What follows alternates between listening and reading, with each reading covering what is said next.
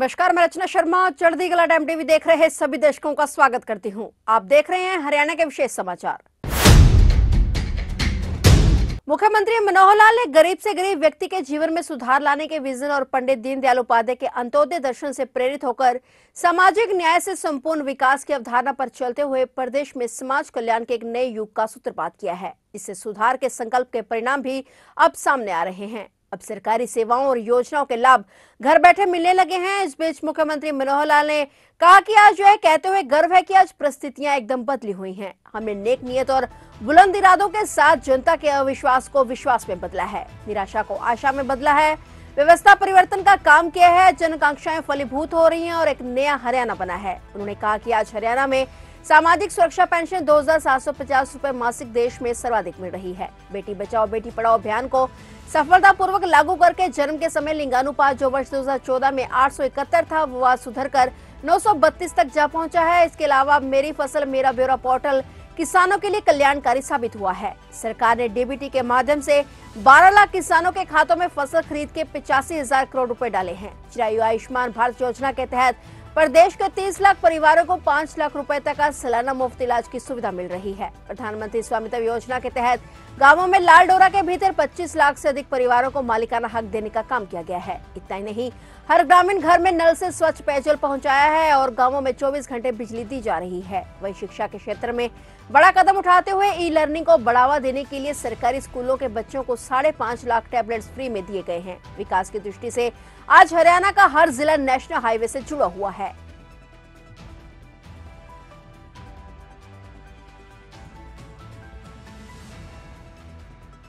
9 वर्ष के 9 ऐसे काम या बाकी सारे कामों को इसमें बांटते हुए 9 कौन से काम हो सकते हैं, डिटेलिंग बाद में करूंगा। मैं उसकी 9 हेडिंग पढ़ता हूं। परिवार पहचान पत्र 1, दूसरा बीपीएल की सीमा हमने 120 से बढ़ा के 180 की है, उसके लाभ सबको दिए।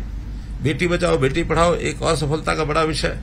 मेरी फसल मेरा ब्यौरा जो किसानों के लिए एक बेस बन गया है उनके सारे समस्याओं के हल के लिए।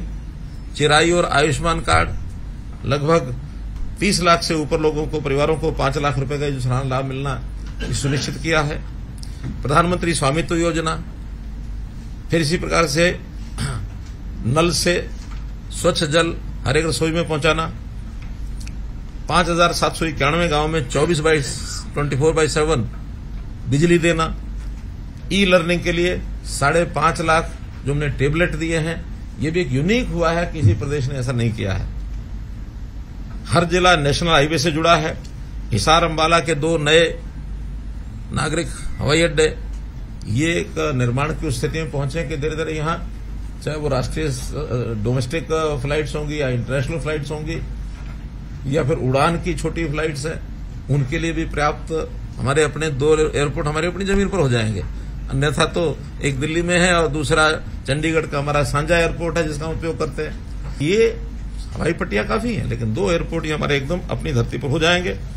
इसके अलावा ये तो 9 का मैंने बताया, इसके अलावा खेल है, व्यापार उद्योग है, लॉ एंड ऑर्डर है, सेना है, कर्मचारी हैं, टूरिज्म है और ये जो हमारे सत्याग्रही और जो हमारे हिंदी आंदोलनकारी, सब बातों को ध्यान में रखते हैं। मैं अब एक एक विषय पर अगर आपसे थोड़ी साझी करता हूं मैं, जैसे मैंने परिवार पहचान पत्र बताया, 71 लाख परिवारों का डाटा एक ही यानी सर्वर पर एक पोर्टल के माध्यम से हम उनकी सब जानकारी ले सकते हैं। आज मैंने पर्टिकुलर कोई 1-2-3 कंडीशन लगा के डाटा निकालता हूं तो 1 मिनट में निकल आता है। इतने परिवार है, इतने मेंबर है, 1 मिनट में निकल आता है। कोई भी श्रेणी जिसकी हमको चिंता करनी, योजना बनानी है, फट हम निकाल लेते हैं। आय के हिसाब से, आयु के हिसाब से, व्यवसाय के हिसाब से, शिक्षा के हिसाब से सब चीजें निकल आती हैं। तो इसी प्रकार से जो योजनाएं और सेवाएं मैंने बताई हैं इसमें सरल पोर्टल में, उसमें से कुछ तो ऐसी हैं जो व्यक्तिगत काम से जुड़ी हैं या परिवार के काम से जुड़ी हैं, कुछ अन्य सेवाएं होती हैं डिपार्टमेंट्स की हैं।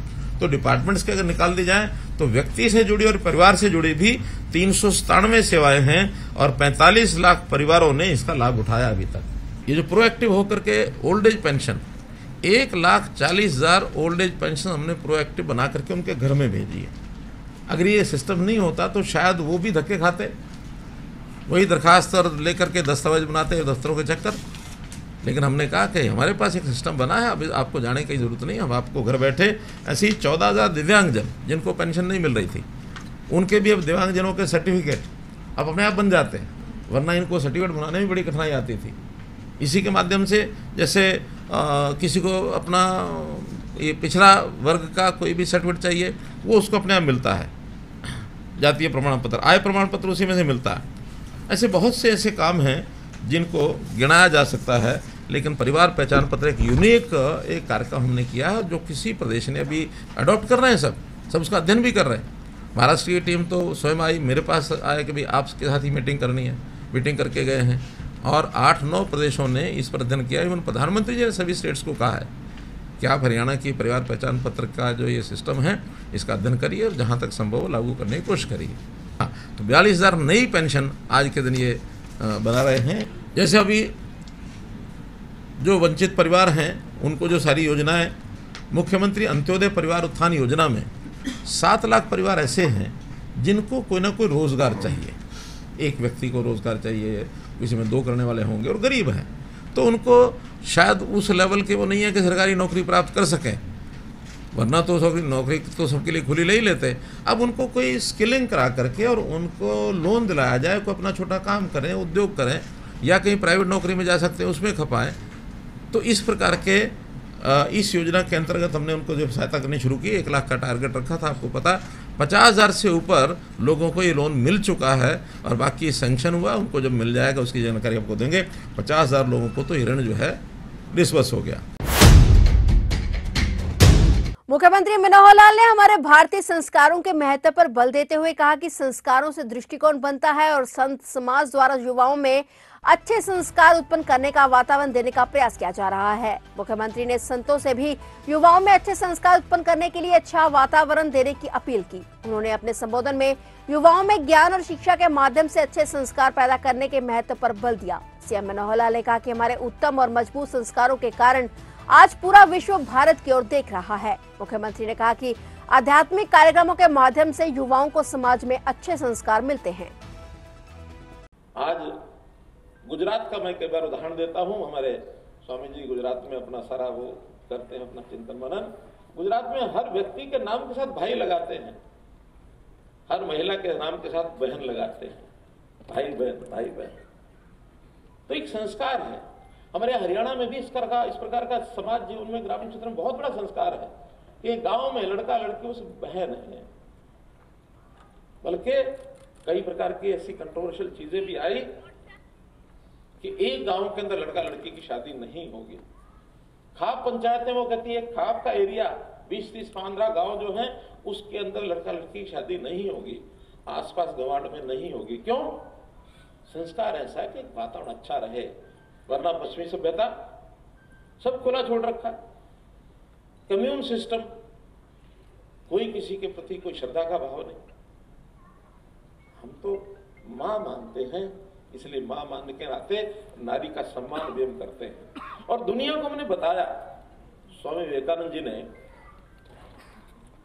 जब उनका शिकागो में भाषण हुआ, पहला भाषण, उस भाषण में उन्होंने बड़े सामान्य सहज भाव से भारतीय संस्कार है उसके नाते से ही बोला था। कोई बहुत सोच समझ के बोला होगा कि जिसके कारण से उनके भाषण के शुरू होने से ही तालियां बज जाएंगी, मुझे नहीं लगता कि हाँ उन्होंने कोई सोच समझ के कहा होगा। उन्होंने जैसे संबोधन करते हैं, उन्होंने कहा my dear American brothers and sisters, इतना कहते ही विषय तो शुरू करना था, लेकिन इसी में से तालियों की गड़गड़ाहट पूरा हॉल गूंजता रहा कि अमेरिका के लोगों के इन्होंने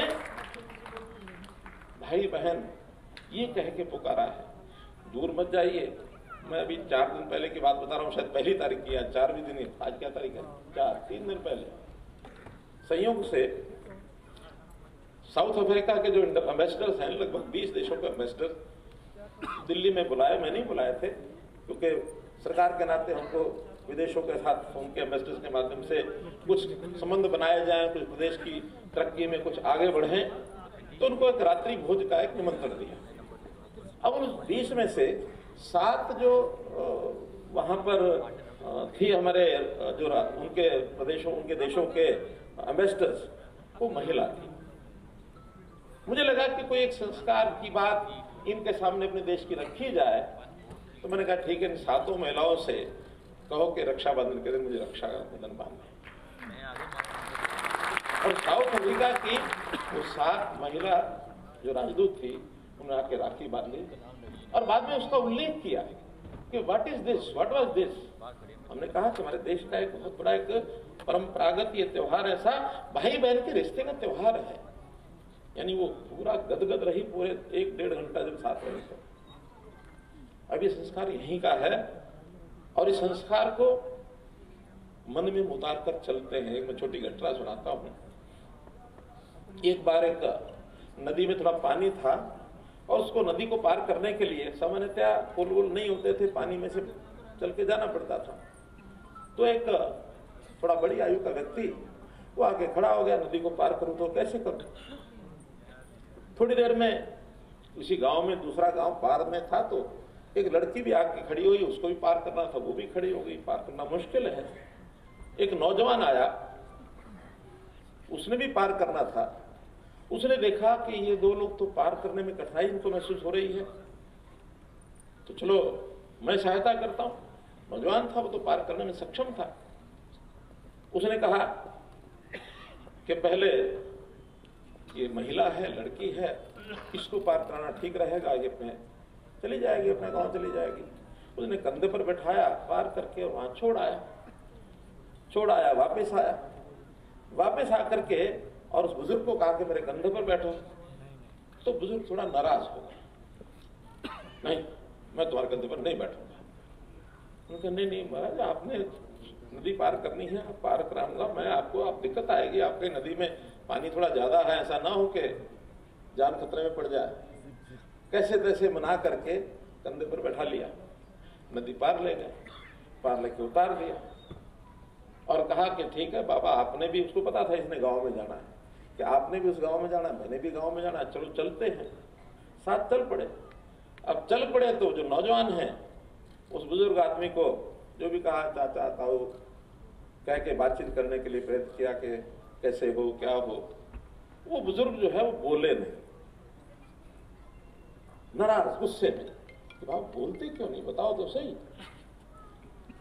फिर गुस्सा जब निकला, फूटा, तो क्या खाक बोलूं, तो अपने उस लड़की को कंधे पर बैठा करके ले आया। हाँ ये क्या हुआ, आखिर वो भी संकट में थी, उसको मैंने पार किया तो मैं ले आया। कि नहीं तुम पतित हो, लड़की को कंधे पर उठा लाया। कि बाबा मैं तो कंधे पर बैठा करके नदी के किनारे उसको छोड़ आया था और तुम हो कि उसको लेकर के अभी तक साथ चल रहे हो।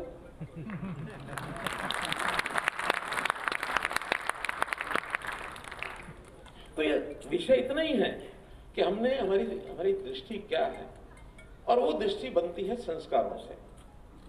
संस्कार मां से भी मिलते हैं, परिवार से भी मिलते हैं, पिता से भी मिलते हैं, गुरुजनों से मिलते हैं, समाज से भी मिलते हैं, वातावरण से मिलते हैं।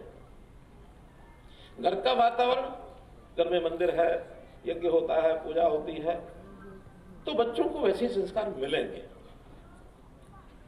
और अगर घर में कोई भी एक व्यक्ति मद्यपान करता है, घर मद्यशाला बनी हुई है, तो क्या बच्चों को वैसे संस्कार मिलेंगे अच्छे? तो ये थे हरियाणा के विशेष समाचार, और नए समाचारों के साथ फिर से हाजिर होंगे। तब तक के लिए देखते रहिए चढ़ती कला टाइम टीवी, और अब मुझे दीजिए इजाजत। धन्यवाद।